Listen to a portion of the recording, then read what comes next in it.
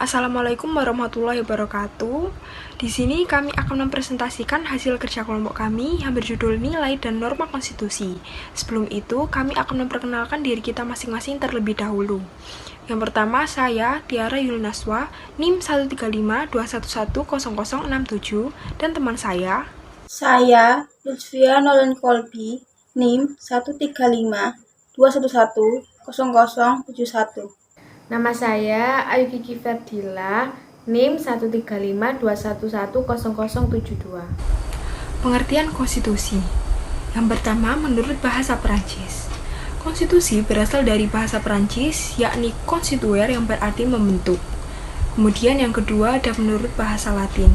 Menurut bahasa Latin, konstitusi berasal dari dua gabungan kata, yakni cume yang berarti bersama dan statuere yang berarti membentuk atau mendirikan atau menetapkan sesuatu, sehingga menjadi satu gabungan kata, yakni constitution.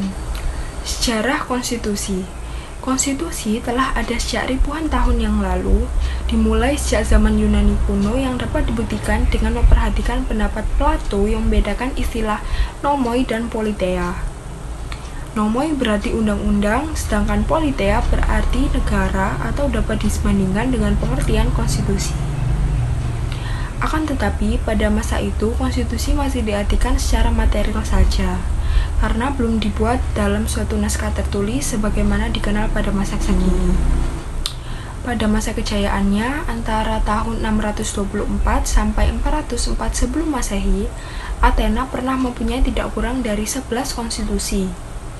Pada masa itu, Aristoteles sebagai murid terbesar Plato berhasil mengumpulkan 158 konstitusi dari berbagai negara, sehingga diakui sebagai orang pertama yang melakukan studi perbandingan konstitusi. Sejarah konstitusi di Indonesia. Sebagai negara berbasis hukum, Indonesia tentu memiliki konstitusi yang dikenal dengan UUD 1945.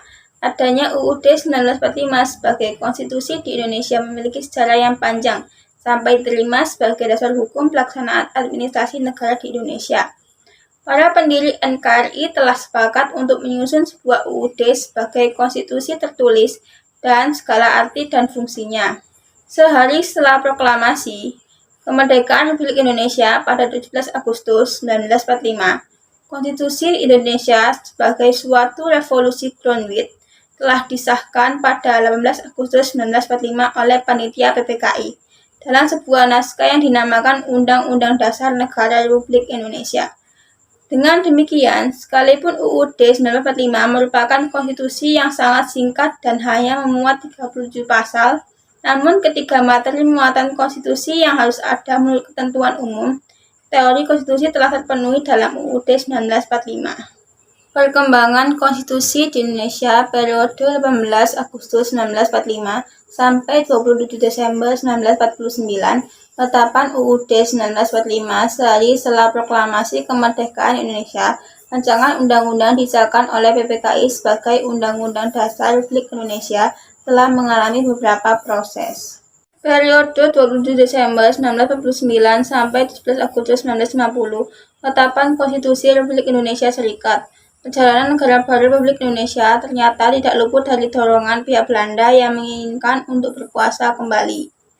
Sejalan dengan usaha Belanda tersebut, maka terjadilah agresi Belanda I pada tahun 1947 dan agresi II pada tahun 1948. Dan ini mengakibatkan diadakannya KMB yang melahirkan negara Republik Indonesia Serikat.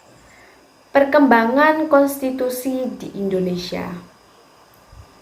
Periode 17 Agustus 1950 sampai 5 Juli 1959.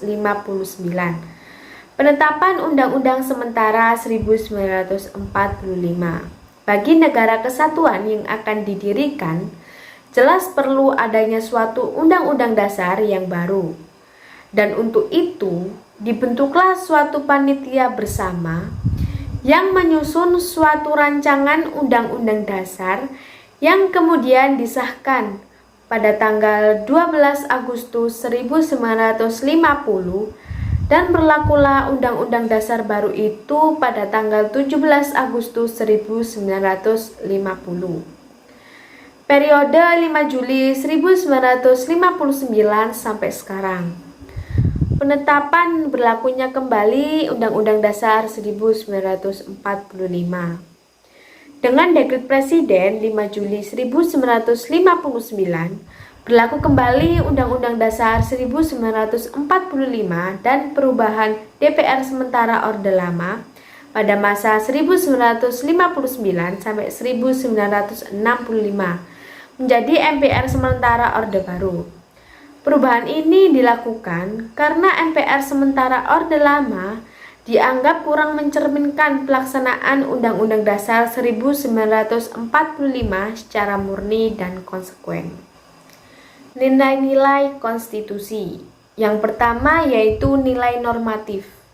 Adalah suatu konstitusi yang resmi diterima oleh suatu bangsa, dan bagi mereka konstitusi itu tidak hanya berlaku dalam arti hukum atau legal, tetapi juga nyata berlaku dalam masyarakat, dalam arti berlaku efektif dan dilaksanakan secara murni dan konsekuen. Yang kedua yaitu nilai nominal. Adalah suatu konstitusi yang menurut hukum berlaku, tetapi tidak sempurna. Ketidaksempurnaan itu disebabkan pasal-pasal tertentu tidak berlaku atau tidak seluruh pasal-pasal yang terdapat dalam Undang-Undang Dasar itu berlaku bagi seluruh wilayah negara. Yang ketiga, nilai semantik. Adalah suatu konstitusi yang berlaku hanya untuk kepentingan penguasa saja. Dalam memobilitas kekuasaan, penguasa menggunakan konstitusi sebagai alat untuk melakukan kekuasaan politik. Tujuan konstitusi yang pertama, membatasi kekuasaan penguasa agar tidak bertindak sewenang-wenang. Maksudnya, tanpa membatasi kekuasaan penguasa, konstitusi tidak akan berjalan dengan baik. Dan bisa saja kekuasaan penguasa akan merajalela dan bisa merugikan banyak rakyat. Yang kedua yaitu melindungi HAM. Maksudnya, setiap penguasa berhak menghormati HAM orang lain dan hak memperoleh perlindungan hukum dalam hal melaksanakan haknya. Yang ketiga yaitu pedoman penyelenggaraan negara.